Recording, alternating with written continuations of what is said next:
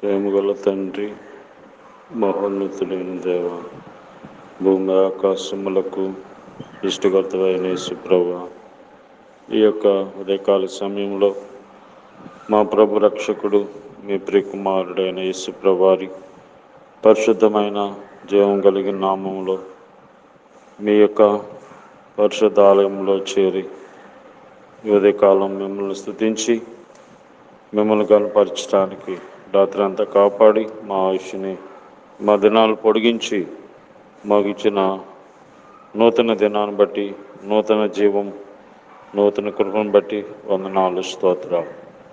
ప్రతి దినము మీ దయ వల్లనే మేము జీవిస్తూ ఉన్నాం నాయన. మరి నీ కృప లేనిదే నాయన, మరి నీ దయ లేనిదే ఏ జీవి కూడా ఈ లోకంలో జీవించలేదు. కనుక మీ యందే బ్రతుకుతున్నాం, మీ యందే చలిస్తున్నాం, మీ యందే ఉనికి కలిగి ఉన్నాం. జ్ఞాపం చేసుకోండి, దినము మా అనుదిన జీవహారమైన నీ వాక్యం ద్వారా బలపరిచి ఆయన మమ్మలను ఆదరించి, మమ్మలను హెచ్చరించి, మమ్మలను మీరే సరిచేసి ప్రభా, మరి మీకు ఇష్టమైన బిడ్డలుగా ఈ లోకంలో మేము జీవించడానికి మీరే సహాయం చేయమని యేసు ప్రభు నామములో ప్రార్థిస్తున్నాం తండ్రి, ఆమేన్.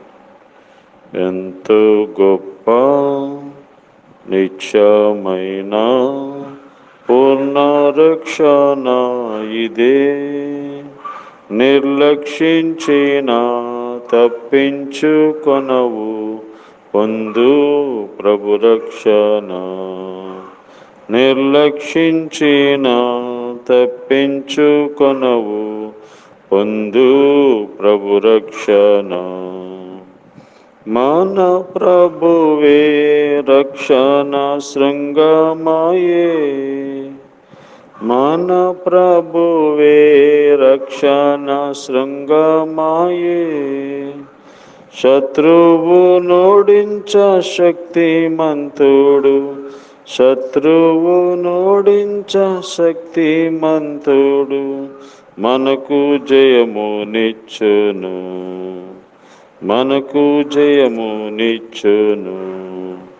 ఎంతో గొప్ప నిత్యమైన పూర్ణ రక్షణ ఇదే, నిర్లక్షించిన తప్పించుకొనవు పొందు ప్రభు రక్షణ. నిర్లక్షించిన తప్పించుకొనవు పొందు ప్రభు రక్షణ. ప్రభువే మన రక్షణ శైలమాయే, ప్రభువే మన రక్షణ శైలమాయే. దృఢపరచే నాయనే మనల, దృఢపరచే నాయనే మనల. పాదముల స్థిరపరచేను, పాదముల స్థిరపరచేను. ఎంతో గొప్ప నిత్యమైన పూర్ణ రక్షణ ఇదే, నిర్లక్షించిన తప్పించుకొనవు పొందు ప్రభు రక్షణ. నిర్లక్షించిన తప్పించుకొనవు పొందు ప్రభు రక్షణ. దేవుని యొక్క పరిశుద్ధ గ్రంథమైన బైబిల్ నుండి ఈ దినము దేవుడు మన కొరకు సిద్ధపరిచిన వాక్య భాగము ప్రకటన గ్రంథం 3వ అధ్యాయము. ప్రకటన గ్రంథం 3వ అధ్యాయము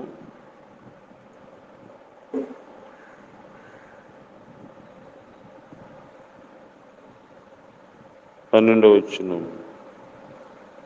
జయించు వానిని నా దేవుని ఆలయములో ఒక స్తంభంగా చేసేదను, అందులో నుండి వాడిక మీదట ఎన్నటికీ వెలుపలికి పోడు. మరియు నా దేవుని పేరును పరలోకములో నా దేవుని యొద్ద నుండి దిగి వచ్చుచున్న నూతనమైన యెరూషలేమును, నా దేవుని పట్టణం పేరును నా కొత్త పేరును వాని మీద రాసేదను. జయించు వానిని నా దేవుని ఆలయంలో ఒక స్తంభముగా చేసేదను. దేవుడు తన సంఘముతో, తన ప్రజలతో మాట్లాడుతున్న విషయం, జయించే జీవితం కలిగిన వారిని ఆయన మందిరములో ఒక స్తంభముగా చేస్తానని వాగ్దానం ఇస్తా ఉన్నారు. దేవుని యొక్క ఇంటిలో స్థిరుడుగా, ఒక సాధనముగా నా ఇంటిలో నేను వారిని ఉంచుతానని దేవుడు వాగ్దానం ఇస్తా ఉన్నాడు. కాబట్టి మనము దేవుని మందిరములో ఒక స్తంభముగా మనం ఉండాలి అంటే జయించాలి. ఏమి జయించాలి? ఈరోజు మనిషి ప్రపంచములో అనేక విషయములలో జయము పొందుతున్నాడు, విజయము సాధిస్తున్నాడు. కానీ అపవాదిని జయించలేకపోతున్నాడు. 1 యోహాను పత్రిక 2వ అధ్యాయం 13వ వచనంలో,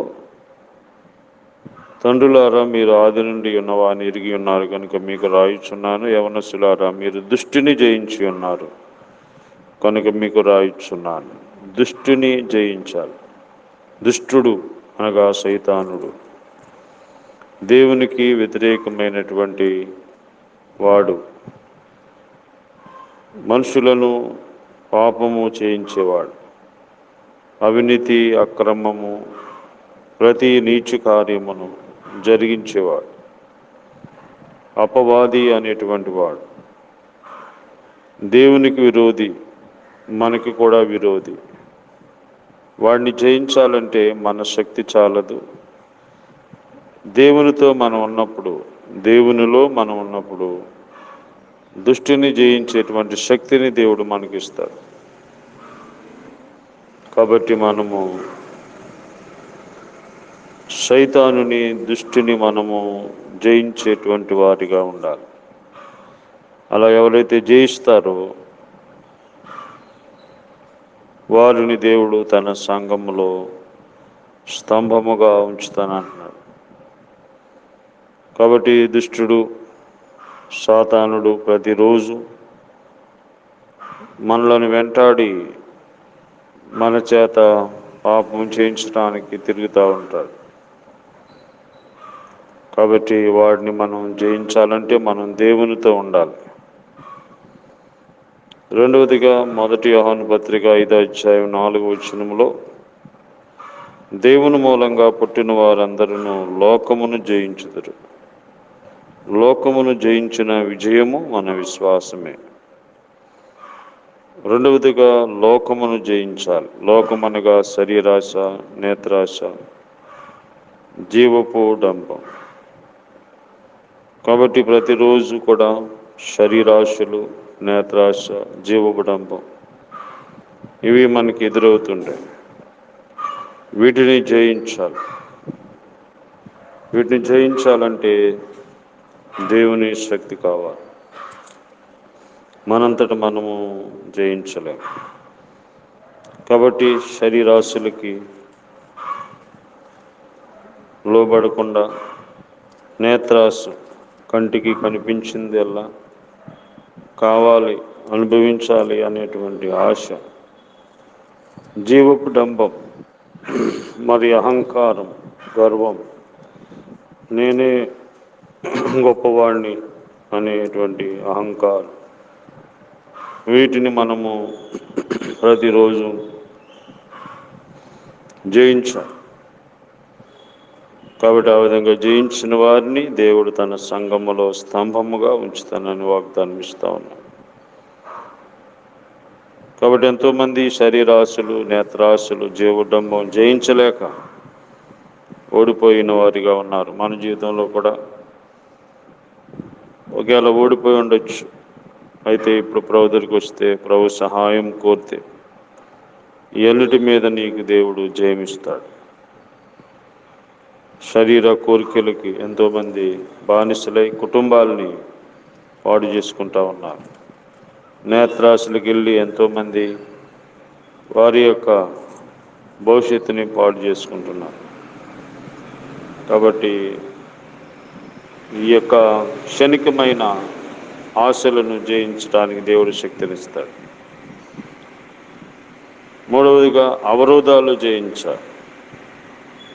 నిర్గమకాండం 15:1 ఇశ్రాయేలు ప్రజలు వాళ్ళకు వచ్చినటువంటి అవరోధం, ఆ ఎర్ర సముద్రాన్ని జయించారు దేవుని శక్తితో.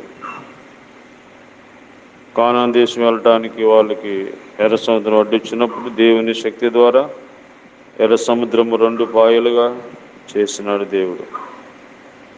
అవరోధాలు, ఆటంకాలు ఇవన్నీ మనము జయించాలి.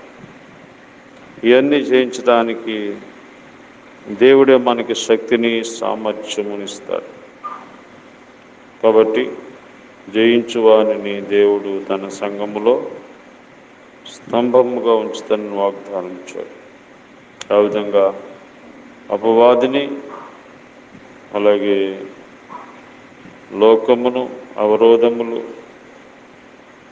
ఇవన్నీ కూడా జయించడానికి దేవుడు మనకి శక్తిని, బలం ఇచ్చేవాడుగా ఉన్నాడు. కాబట్టి ఇదే అనుకూల సమయం. దేంట్లో ఓడిపోయావని విచారపడకుండా దేవుడు శక్తిని ఆశ్రయిస్తే దేవుడు సహాయం చేస్తాడు. ఆ విధంగా జయించువారిగా ఉండాలని దేవుని కోరిక. ప్రేమగల తండ్రి, జయించువానని మీ దేవుని మందిరములో స్తంభముగా చేస్తానని వాగ్దానం ఇచ్చారు. అలాగే ప్రభా, మేము కూడా మరి లోకంలో ఉన్నటువంటివి, సాతాను, అవరోధాలు జయించేవారుగా జయ జీవితం మాకు దయచేయండి. జయించు వారిని తీసుకెళ్ళడానికి రాబోతున్నాం. మానవుడైతే ఈ లోకంలో అనేకమైన వారు జయిస్తున్నాడు, కానీ సైతానుని, పాపమును, అవరోధాలు జయించలేకపోతున్నాడు. కాబట్టి మీరే సహాయం చేయండి. మా దేశము, రాష్ట్రము, గ్రామ ప్రజలు, అధికారులు అందరితో మాట్లాడాలి. అందరికీ జయ జీవితం దయచేయండి. జ్ఞాపం చేసుకోమని. రోగులైన వారిని స్వస్థపరచండి. దూరదేశంలో ఉన్న వాళ్ళని కాపాడండి. ఈ రోజంతా వారి పనుల్లో తోడుగుండండి. ఎండ వేడి నుంచి అందరినీ కాపాడుతూ భద్రపరచమని యేసు నామములో ప్రార్థిస్తున్నాం తండ్రి. ఆమె. తండ్రి అయిన దేవుని ప్రేమ, ప్రభువైన యేసుక్రీస్తు వారి కృప, పరిశుద్ధాత్మ సహవాసం ఈ రోజంతా మనకి తోడైండి కాపాడును గాక. ఆమె.